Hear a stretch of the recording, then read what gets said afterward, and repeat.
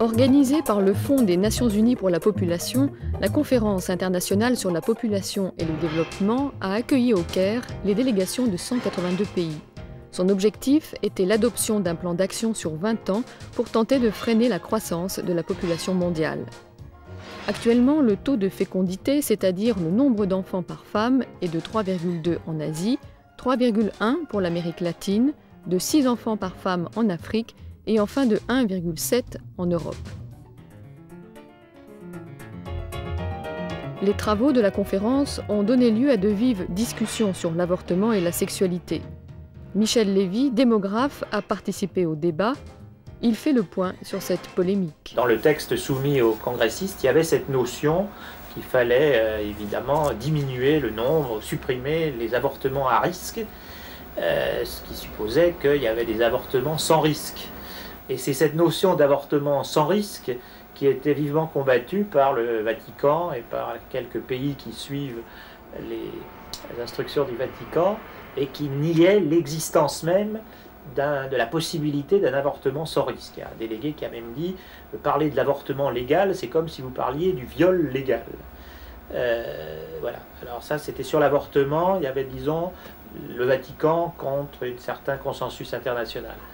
Pour les questions aussi bien de l'éducation sexuelle des adolescents que des formes diverses de familles, ça c'était plutôt les pays musulmans que ces notions gênent et qui contextent et disent que c'est une vision occidentale des choses et qu'il n'y a de famille que la famille reconnue par le mariage et dont les parents sont responsables de l'éducation de leurs enfants et que ce n'est pas à l'État ou aux Nations Unies de décider quelle éducation on doit donner aux enfants, aux adolescents. Est-ce qu'on peut dire qu'il y a eu une position française au cours des débats? Il y a une position française. Simplement ici, elle était tenue par les règles de l'Union européenne.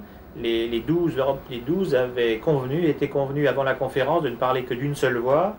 Il se trouve que la présidence, pendant le semestre où se tenait la conférence, était exercée par l'Allemagne. Et donc, avant chaque séance, les 12 se réunissaient et chargeaient les Allemands de défendre la position de l'Union européenne, concertée en commun. Donc il n'y a pas eu de voix française particulière pendant cette conférence. Par contre, disons, dans les couloirs et dans les déclarations officielles, il y a au moins, disons, des nuances. Éduquer en général, apprenez à lire, diminuer le nombre d'analphabètes dans chaque pays, et la baisse de la fécondité suivra, alors que dans la tonalité américaine et scandinave, il y a plus d'éducation en matière de sexualité, en matière de procréation. Voilà. C'est donc des nuances. Il ne s'agit pas de s'opposer, mais il y a une nuance française. Finalement, à l'issue de ces travaux, est-ce qu'il y a eu un gain, un progrès important fait par cette nouvelle conférence par rapport à la dernière en 1984? C'est une occasion pour de nombreux petits pays de faire connaître leurs problèmes. Tous les pays issus de l'ancienne Union soviétique ont fait connaître ils étaient nouveaux dans ce genre d'aréopage et ils ont fait connaître leur approche de ces problèmes. Et donc il y a une sorte de formation collective de l'ensemble des pays qui ne peut être que positive.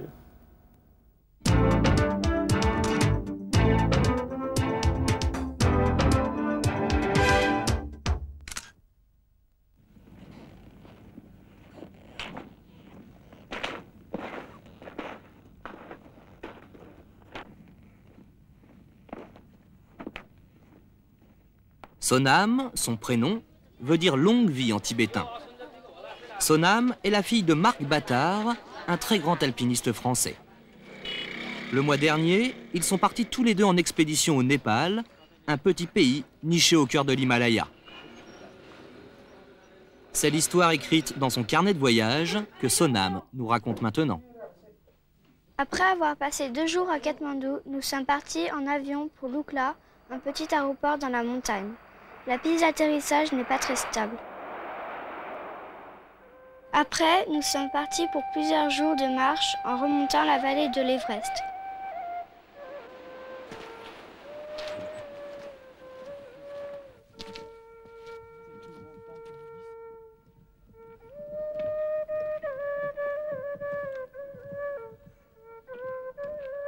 Pour porter notre matériel de montagne, nous avons embauché 3 porteurs, dont Taki, un ami de mon père.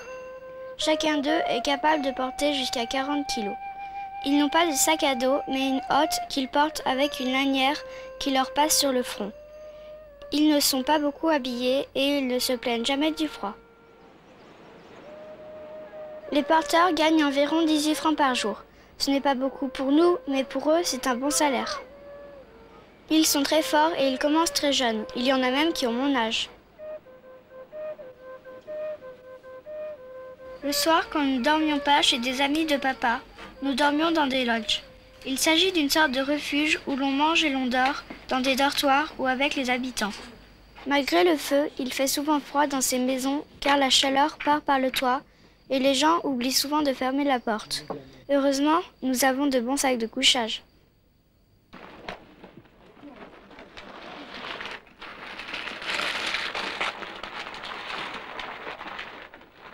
Les enfants sont très libres et ils s'amusent beaucoup dehors.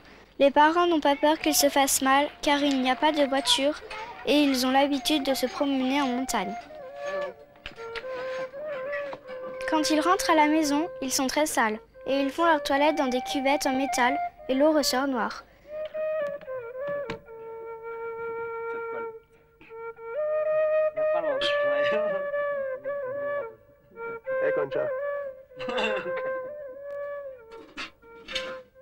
Le long du chemin, il y a beaucoup d'inscriptions religieuses graffées sur les pierres. Ce n'est pas la même religion qu'en France, ici c'est le bouddhisme. Quelquefois, il y a des roches complètement recouvertes de prières. Il faut toujours les contourner par la gauche, sinon on risque d'attraper un mauvais sort. C'est seulement après 8 jours de marche que nous avons atteint le pied de la face que papa veut observer. Nous sommes déjà très haut et aujourd'hui nous avons dépassé l'altitude du Mont Blanc. À 5000 mètres, c'est très difficile de respirer car il y a 2 fois moins d'oxygène dans l'air. Quelquefois, j'ai eu un peu mal à la tête. Dans ces cas-là, nous nous arrêtons pour que notre corps s'habitue à l'altitude. Au pied de la face, nous avons installé la tente dans laquelle nous allons dormir à 5300 mètres.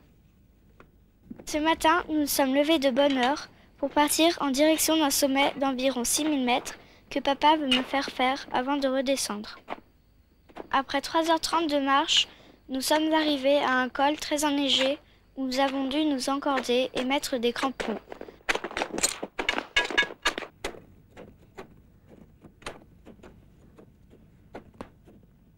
Ce n'est qu'une demi-heure après que nous avons atteint le sommet. J'étais très contente et papa aussi.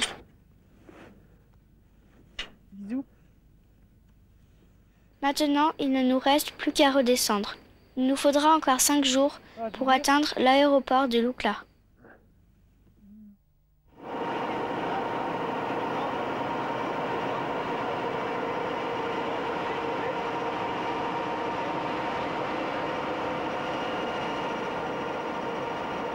Ça, c'est le côté moderne, industriel et informatisé de l'imprimerie. Mais cette profession peut se pratiquer de façon très différente. Dans un quartier de Paris, voici un atelier artisanal, celui d'un imprimeur qui utilise une technique ancienne, la taille douce. Ils ne sont plus que 50 en France à travailler de la sorte, en étroite collaboration avec un graveur. La taille douce, ça date de Gutenberg, on peut dire, puisque c'est une des premières façons d'imprimer. Bon, il y a Dürer qui a été maître dans la gravure. Et déjà, il avait toutes les techniques à base d'acide, de burin, et il gravait sur acier, déjà à l'époque.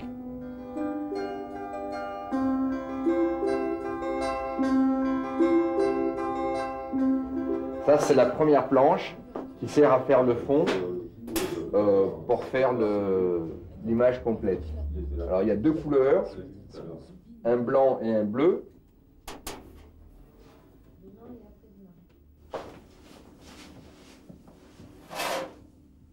Voilà. Et maintenant, on fait tourner la machine pour que la pression fasse imprimer le papier.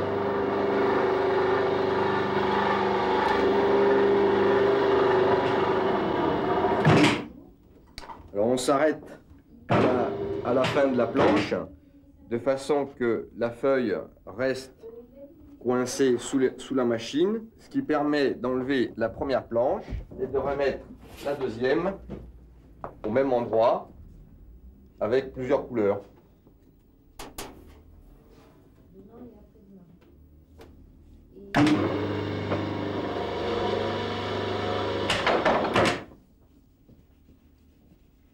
Voilà, ça c'est donc l'impression du deuxième passage.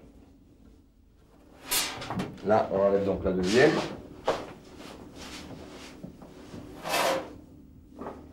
Et on met la troisième planche qui est avec les noirs pour terminer.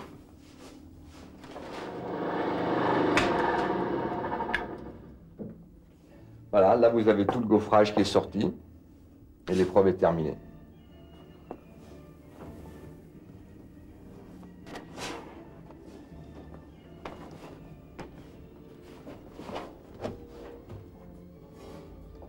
Les tirages sont numérotés, donc sur 50 exemplaires, 100, 150, mais quand le tirage est épuisé, c'est-à-dire est arrivé au nombre qu'on voulait, les cuivres sont rayés pour qu'ils ne puissent plus servir.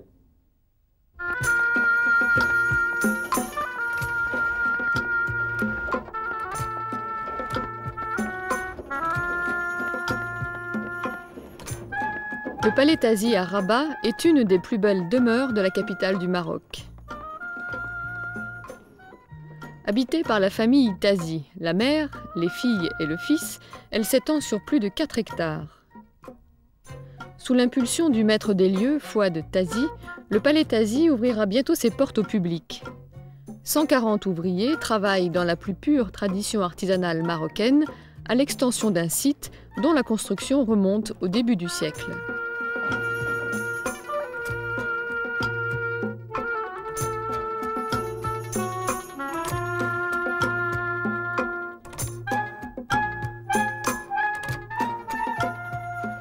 Dans un jardin qui était le jardin du recul du palais Tazi, qui a été édifié par mon grand-oncle Haj Omar Tazi et qui était construit au début du siècle, qui a mis 16 années pour être construit, qui n'est pas terminé.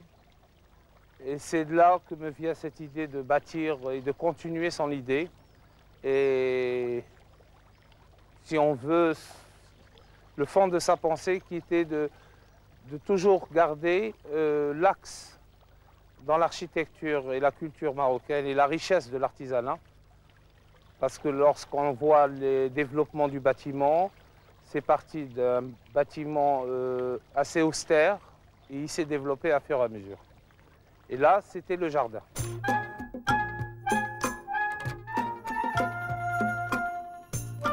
Au milieu de ces jardins, un restaurant puis un complexe hôtelier et commercial viendront bientôt constituer un pôle de rencontres de luxe et de charme pour le tourisme ou pour les affaires. Grâce aux soins apportés à l'architecture et à la décoration, toutes d'inspiration traditionnelle, le palais Tazi entend être une vitrine du savoir-vivre marocain.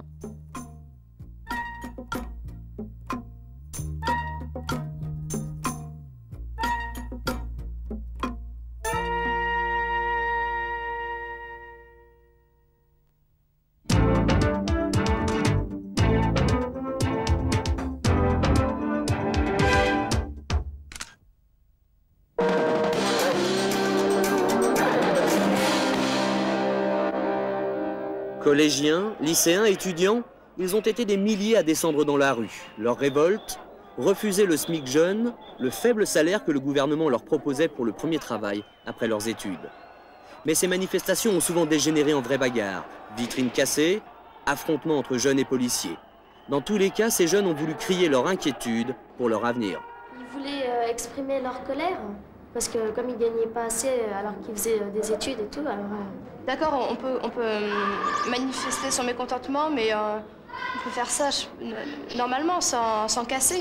Et je pense que les casseurs, et ils en ont profité. C'est pas les manifestants qui cassent les vitrines et des choses comme ça. C'est des personnes qui profitent du mécontentement des lycéens pour casser. Mais les manifestants, ils sont pour rien. C'est pas eux qui cassent les vitrines et qui volent des choses. Quand nous, on fait des manifestations où il n'y a absolument pas de casse, ils nous écoutent pas. Et ils en parlent dans aucun journal, ni à la télé, ni à la radio. Mais quand il y a de la casse, ils en parlent partout. Déjà, si là, ils commencent à casser les vitrines, nous, qu'est-ce qu'on fera? Moi, je pense que s'il y avait du travail, ça se passerait pas comme ça du tout.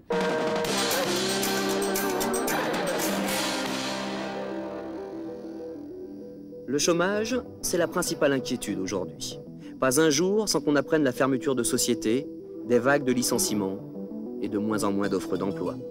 En 20 ans, le nombre de chômeurs en France est passé de 300 000 à plus de 3 millions. Principale victime, les jeunes. 1 sur 4 entre 15 et 24 ans ne trouve pas de travail. Ce qui serait génial, c'est qu'on puisse caser tout le monde.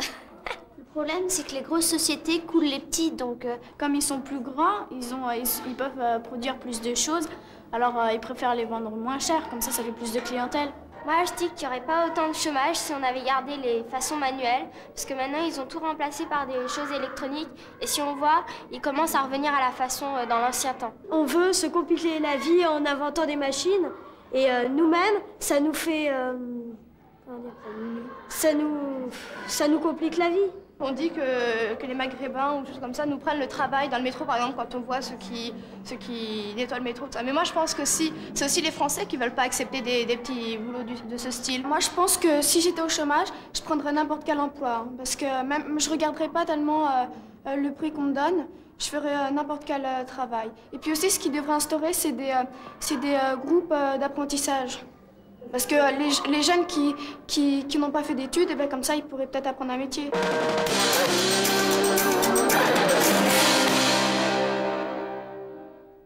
Sans bac, on peut rien faire, hein, on n'arrivera nulle part. On sera orienté, classé dans une certaine partie de la société, mais sinon, on n'a pas de travail. Ils exigent des qualifications pour chaque métier. Maintenant, même quand on a son bac, ça sert pratiquement plus à rien. Il faut aller beaucoup plus au-dessus. Même quand on veut faire juste un petit boulot, un truc comme ça, c'est beaucoup plus dur qu'avant. En fait, on se rend compte qu'il y a des gens qui ont 5-6 ans d'études après le bac et qui ne trouvent même pas de boulot alors qu'ils pourraient être ingénieurs. Alors on ne sait plus très bien quoi faire, on ne sait plus si on doit faire des études et si on ne doit pas en faire.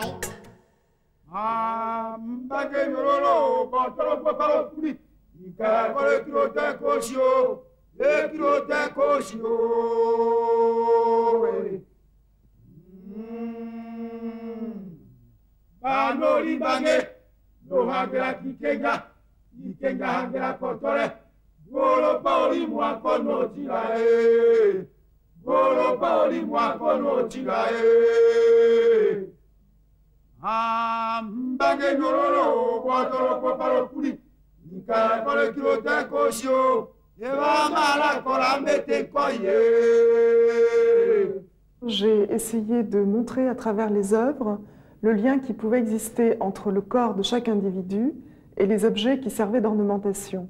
C'est-à-dire aussi bien les objets portés, comme les bracelets, les colliers, les torques, les coiffes, ou les signes qui sont gravés à même la chair, comme les scarifications, qui sont parfois colorés de brun, de rouge, d'ocre ou de blanc.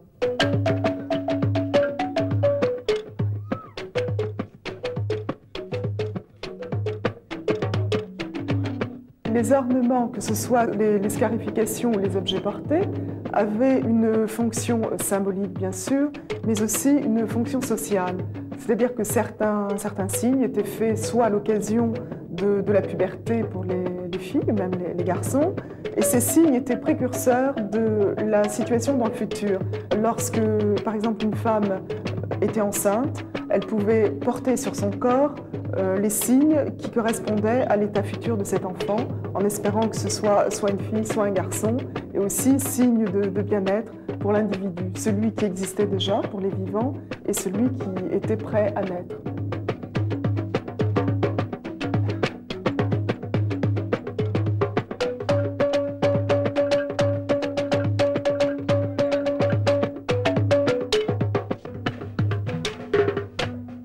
ces signes étaient liés à une fonction, je dis sociale, mais aussi de pouvoir, parce que les rois, les chefs et les devins, par exemple, avaient des signes très particuliers qui permettaient aux autres de reconnaître leurs fonctions. Au premier regard, par exemple, une coiffe, la coiffe d'un chef, d'un roi, pouvait être ornée de façon plus sophistiquée que celle d'un homme du commun.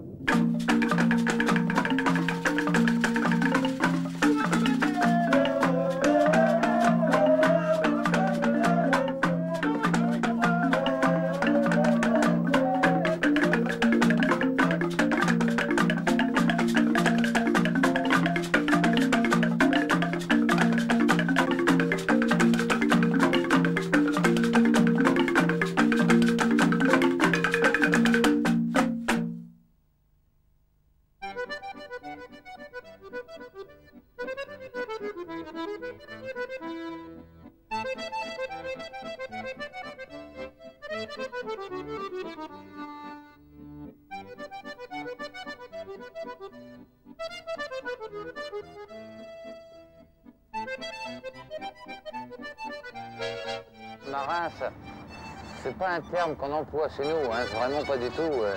On est responsable de notre bateau, c'est sûr, mais dans le fluvial. Et c'est complètement différent. On ne peut pas assimiler les deux métiers ensemble.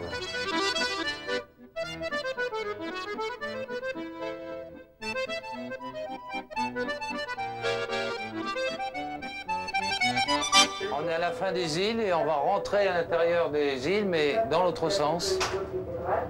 Et maintenant, nous sommes à Valent. On va dans le même sens que la rivière.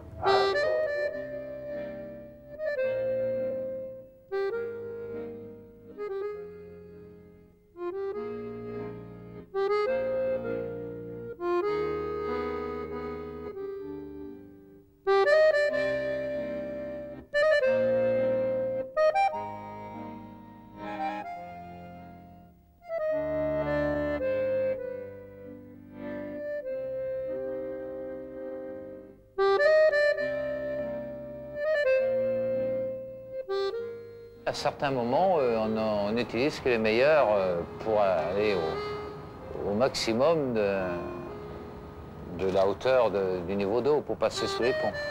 Effectivement, il y en a certains qui préfèrent arrêter. Ce qu'il faut penser aussi, c'est pas un bateau qu'on conduit, il n'y a pas que ça, il y a les passagers à bord. Donc il y a un niveau, il faut être sûr de soi-même.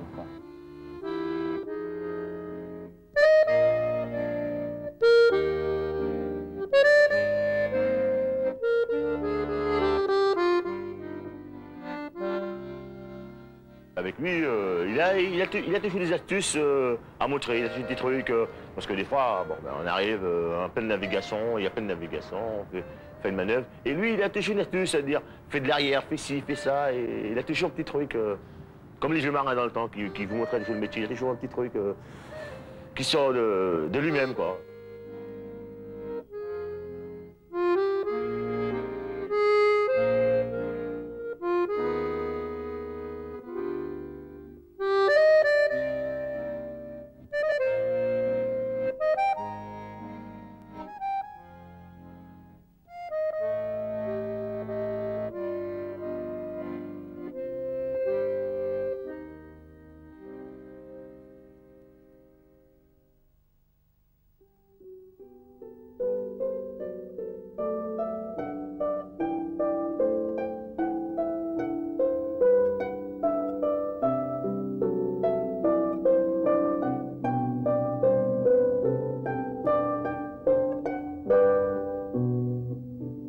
Depuis Chrétien III, on pense que c'est ici qu'ont eu lieu les légendes arthuriennes.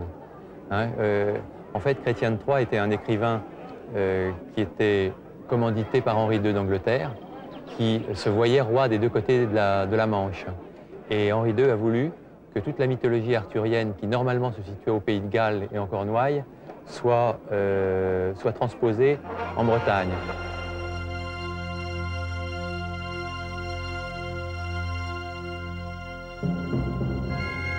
En Bretagne, tout près de Rennes, la forêt de Brocéliande est un endroit magique, un lieu habité, comme on dit, chargé d'histoire et de légendes. Cette région a souffert. Le feu tout d'abord, qui l'a détruite en grande partie. Ensuite, la convoitise de l'homme qui l'a grignotée. Sa superficie actuelle est réduite à 8000 hectares. Un programme de reboisement d'une durée de 5 ans est engagé depuis 1991. Mais il fallait autre chose, un geste symbolique, c'est ce qu'a fait une petite équipe de bénévoles réunis autour d'un sculpteur. Après l'incendie de 1990, ce que j'ai voulu dire, c'est on ne brûle pas des centaines d'hectares dans la forêt de Brocéliande sans qu'il y ait, sans que cette forêt réagisse par quelque chose de fou. Ce geste fou, c'est cet arbre recouvert d'une feuille d'or. Une première fois, il a été planté au milieu de 5 chênes calcinés. Des vandales l'ont abattu. Cette opération vient d'être renouvelée. Cette carcasse dorée qui dresse dans le ciel ses branches dénudées symbolise la renaissance de la forêt de Brocéliande.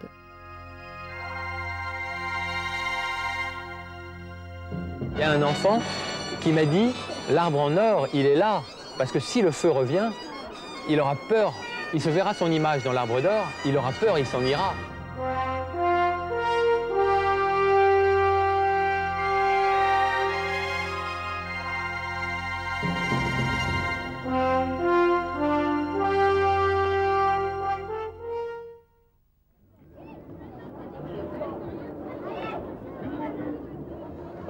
Durant l'été, le parvis de la Défense est devenu un immense stade. De nombreux jeunes qui n'étaient pas partis en vacances ont pu y découvrir toutes sortes d'activités.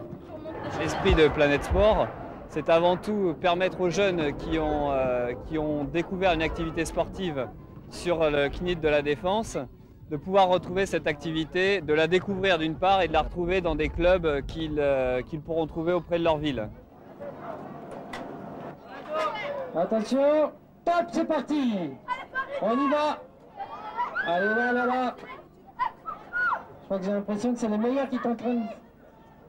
Top, Sandrine, 8,88 sur le côté droit. Ouh.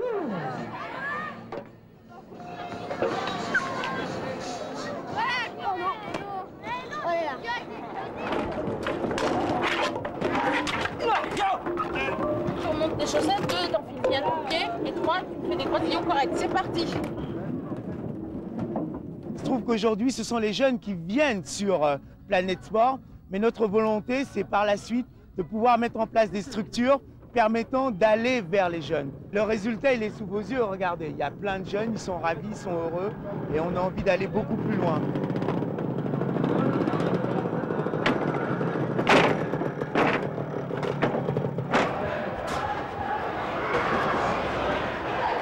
C'est parti.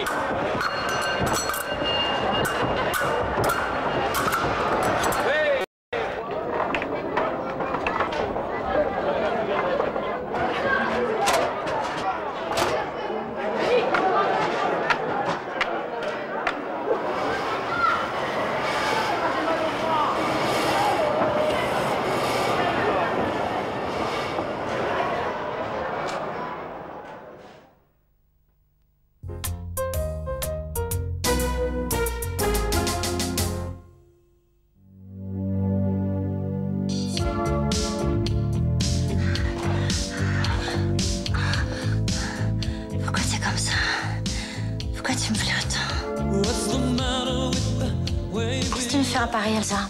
Qu'est-ce qu'il y a? Je te dérange? Non, non, mais je t'attendais pas, c'est tout. J'aurais mieux fait de pas venir, c'est ça? C'est ma sœur. Elle va rester longtemps? Elle reste aussi longtemps qu'elle veut. Ah ouais. On va rigoler toutes les trois. Elle a dit d'acheter une brosse à dents, elle sert de la tienne. C'est la tienne qu'elle prend. Tu déconnes. C'est bizarre, je t'imaginais pas avec un type comme ça. Toi, par contre, avec Thomas, ça sonne juste, hein. Très réaliste. Je t'en prie, sois raisonnable.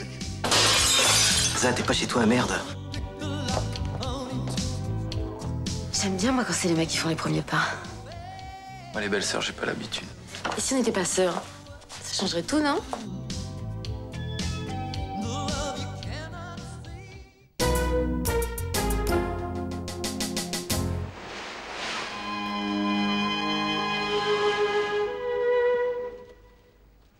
Je m'appelle Jumbo. Jumbo est pas mon vrai nom, comme vous vous en doutez. C'est mon nom d'espion. C'est le chef qui me l'a donné. Tu sais comment ça se passe quand les gens meurent? Non. Ben, les gens meurent, mais leur esprit continue à vivre. Jusqu'à ce que tout le monde sur Terre les ait oubliés. Les collections du muséum contiennent des centaines de milliers de spécimens. Tous morts? Pardon? Comme Blocos, il y a la chambre secrète du chef, il y a aussi une grande salle commune où vivent tous les morts, et qu'on appelle la salle des morts. Vous n'êtes pas obligé de pleurer, mais au moins arrêtez ce barouf.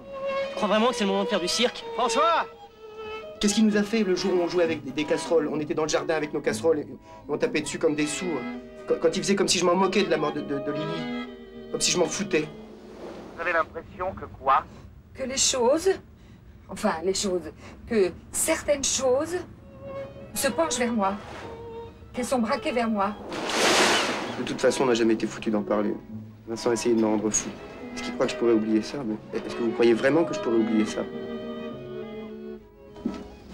Je tiens à vous dire que je n'aime pas du tout l'influence que votre fils a sur le mien. Est-ce que vous pouvez lui faire comprendre une bonne fois?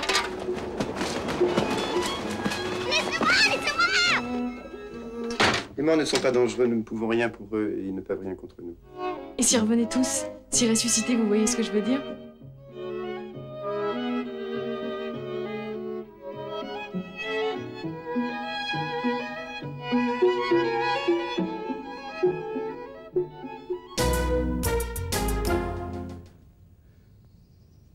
Quand tu as besoin d'air, sors. Au lieu de me détester. Quand tu as envie de courir, cours au lieu de me donner des coups de pied. Quand tu as besoin d'aimer, aime-moi.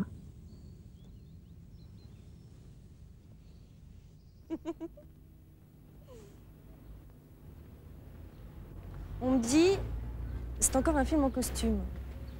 Moi je dis, ça m'est égal, en hiver ça tient chaud. On me dit, Madame de Staël, elle portait des turbans. Moi je dis, ça tient chaud aux oreilles. C'était en fait une proposition plutôt douillette. Plus tard, on me fait dire... Ils m'ont forcé à dire. Le bonheur est une idée que je dois laisser aux autres. Et la légèreté, un privilège que je ne sais pas me donner. Pas encore. Tu m'aimerais plus légère? Je me suis dit, moi, tant que j'ai chaud, je peux le dire. Je l'ai dit. D'un seul coup, j'ai eu très très froid. C'est devenu beaucoup moins douillet et beaucoup moins cosy. Bah oui. Et puis, je crois que j'ai beaucoup pleuré. Ça, oui, je pleure beaucoup. Oui. Oh là là là là. Voilà.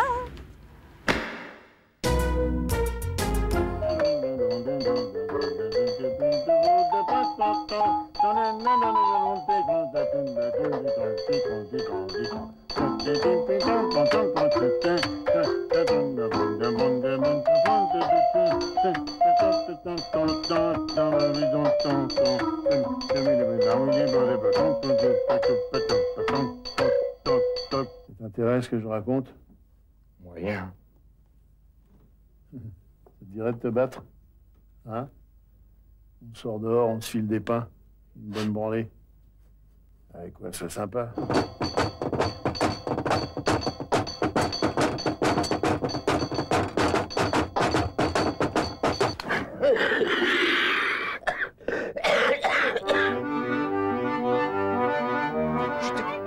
La gueule, je fais des confettis avec ta petite tête de merde. Allez, viens, dis-moi. Dis. De toute façon, si tu nous rends pas le blé maintenant, on va te tuer. Tu me regardes. On va te tuer, on va te tuer. Moi, je te casse la tête. Tu me le rends, mon pognon? Comment ça, jamais? Tu vas pas me le rendre, mon pognon? Parce que moi, Arrête. Oh, le mec... Arrête. Maintenant, tu me frappes. Frappe. Allez, tape. Allez. Et l'autre con, là, tu l'aimes? Qui veut, lui? Je lui plais. Et moi? Tu m'aimes encore?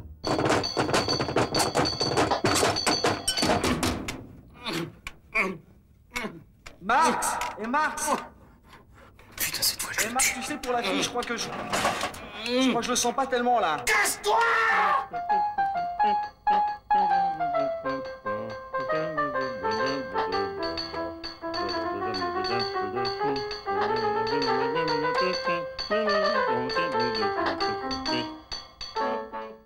Thank you.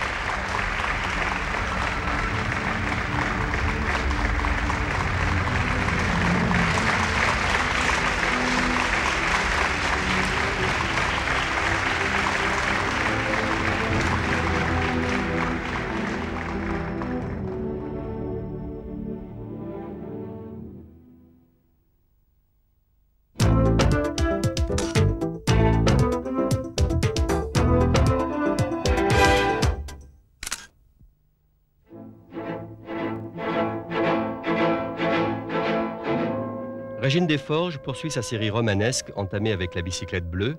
Après la France sous l'occupation puis l'Argentine, elle nous entraîne cette fois sous le feu des balles de la guerre d'Indochine. C'est en écrivant Noir Tango, la suite de La bicyclette bleue, que j'ai su en Argentine, pourquoi en Argentine, que j'ai su que j'emmènerais mes personnages en Indochine et que ce serait pendant la guerre d'Indochine. Alors à partir de ce moment-là, je me suis documentée, j'ai lu des dizaines, des centaines d'ouvrages consacrés à la guerre d'Indochine, j'ai rencontré des acteurs de cette guerre, de tous bords d'ailleurs, français, vietnamiens, communistes, pas communistes. Je les ai écoutés parler, et puis je suis allée dans le pays, et une fois que je suis arrivée là-bas, j'ai su que je ne m'étais pas trompée.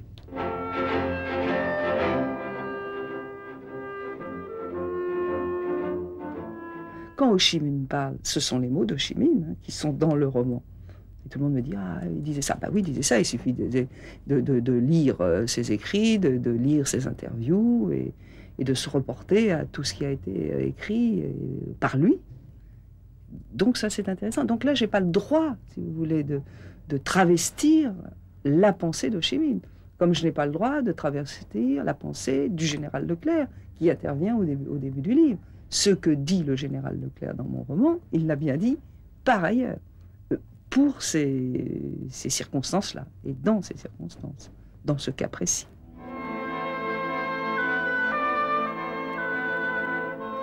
À partir du moment où plus je vais en âge, moins je supporte les injustices, moins je supporte les mensonges, les travestissements de l'histoire ou du quotidien. Il était fatal, si vous voulez, qu'avec les personnages que j'ai créés, avec les caractères que je leur ai donnés, ils se retrouvent d'une façon ou d'une autre mêlés à ce conflit-là. Et étant mêlés à ce conflit-là, ils prennent parti. Donc je prends parti. Ça, c'est bien évident que ce livre-là sera ces livres-là, puisqu'il y aura une suite, seront probablement les livres les plus politiques que j'aurais écrits. Bon, ce sont des romans, et je tiens beaucoup à ce que ce soit des romans, mais ce sont des romans dans lesquels des choses sont dites, des choses très souvent que souvent on a cachées à l'opinion publique, et ça je les dirai. Et comme ce sera dans un roman, ça va passer. C'est quelquefois une souffrance. C'est une souffrance quand on n'y arrive pas. Quand vous avez passé 6 heures, 7 heures ici, devant votre machine, vous êtes complètement fou. Quand rien ne vient. Vous avez... Mais il m'arrive d'écrire Babebi Bobu. Alors bon, dans ces cas-là, j'ai un truc. Non, mais ça ne marche pas forcément. Mais je prends le livre d'auteurs que j'aime particulièrement pour leur langue. Hein. Ça peut être Stendhal, ça peut être Chateaubriand, ça peut être de la poésie, ça peut être Flaubert, ça peut être... Voilà. Et je lis des pages de ces gens-là, mais pour me calmer. Pour me calmer. Et alors, souvent, pas toujours, mais souvent, à ce moment-là, apaisé, je reviens... où j'ai acheté une lettre de Flaubert de 8 pages. Dans cette lettre de Flaubert, pendant 4 pages, il se plaint de la difficulté d'écrire. Il râle, il dit mais c'est pas un métier, faut être un bâtard, faut être un chien pour truc. Mais c'est difficile, c'est une horreur, je n'ai pas de talent, je suis nul. 4 pages. Et les 4 autres pages, il corrige un poème à Louise Collet, car la lettre est adressée à Louise Collet. Et alors là, c'est une magistrale leçon de travail, d'écriture, de rigueur, etc. Alors ça me fait du bien. C'est un truc.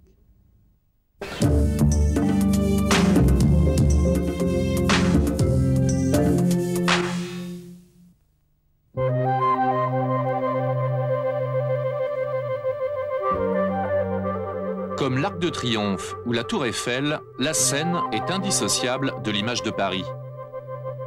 Ce fleuve est placé depuis 4 ans sous haute surveillance à cause d'une grave maladie, la pollution. Pour lutter contre ce fléau, le CNRS a lancé le programme Pyrène. Son objectif, comprendre le fonctionnement de l'ensemble du bassin de la Seine et pouvoir ainsi améliorer la qualité de ses eaux. Au total, plus de 80 chercheurs, toutes disciplines confondues, participent à cette première mondiale et auscultent le fleuve en permanence. On sait déjà que les raisons de la pollution ne sont pas uniquement urbaines ou industrielles. Les pratiques agricoles sont également mises en cause, d'où la nécessité d'enquêter dans la Brie, à 80 km à l'est de la capitale. Pour pouvoir passer avec les engins agricoles tout de suite après les pluies, les agriculteurs drainent. Ils installent des tuyaux comme ça, vous voyez, qui ont des petits orifices dans les champs. Ces tuyaux sont reliés sous forme d'arêtes de poisson à d'autres tuyaux qui ont des diamètres plus grands. Et l'eau pénètre avec les matériaux solides à travers ces petits trous et donc est évacuée vers la rivière. Les eaux rejetées dans ce cours d'eau contiennent des phosphates, des nitrates et des pesticides à des taux bien supérieurs à la normale.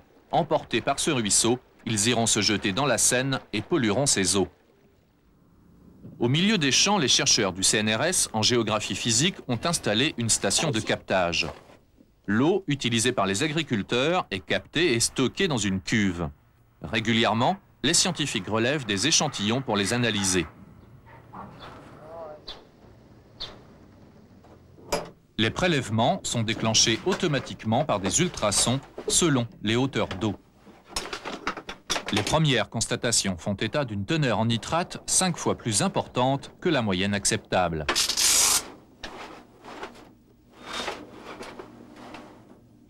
Pour régler ce problème, il faut sensibiliser les agriculteurs. C'est pourquoi les scientifiques travaillent en contact étroit avec les exploitants. En fonction de ce que nous trouvons dans les analyses d'eau, nous essayons de mettre ceci en relation avec ce que les exploitants ont mis sur les parcelles, les cultures que les exploitants ont fait sur les parcelles. Mais le problème, c'est effectivement d'arriver à les sensibiliser à ce type de pollution, de façon à ce que d'eux-mêmes, ils essayent d'avoir des pratiques moins polluantes. Sur ce point, on progresse, mais il reste beaucoup à faire. En remontant sur Paris, les rejets agricoles vont se mêler à un autre type de pollution. Le bassin de la Seine a le redoutable privilège de concentrer à la fois 40% des activités industrielles de la France et 30% de sa population. Cela pèse considérablement sur l'équilibre écologique du fleuve. La Seine est une toute petite rivière en fait. C'est un débit qui est très faible pendant l'été.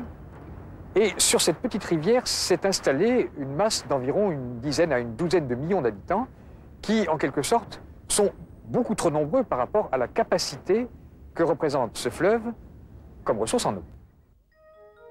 Au total, 6 millions de Parisiens boivent l'eau de la Seine, d'où l'importance de sa qualité. L'eau polluée transite par les égouts de la capitale jusqu'à la station d'épuration d'Achères. Premier problème, les pointes de consommation le matin et le soir. Résultat, la station n'arrive pas à tout traiter et déverse dans la Seine des eaux non épurées. Ici, à Clichy, dans la banlieue parisienne, le système SCOR a été mis au point il y a 2 ans pour essayer d'alimenter la station de façon plus régulière. Le but du SCOR est de tenter d'alimenter la station d'épuration d'Achères avec un débit constant, conforme à son meilleur débit d'épuration, c'est-à-dire 24 mètres cubes par seconde.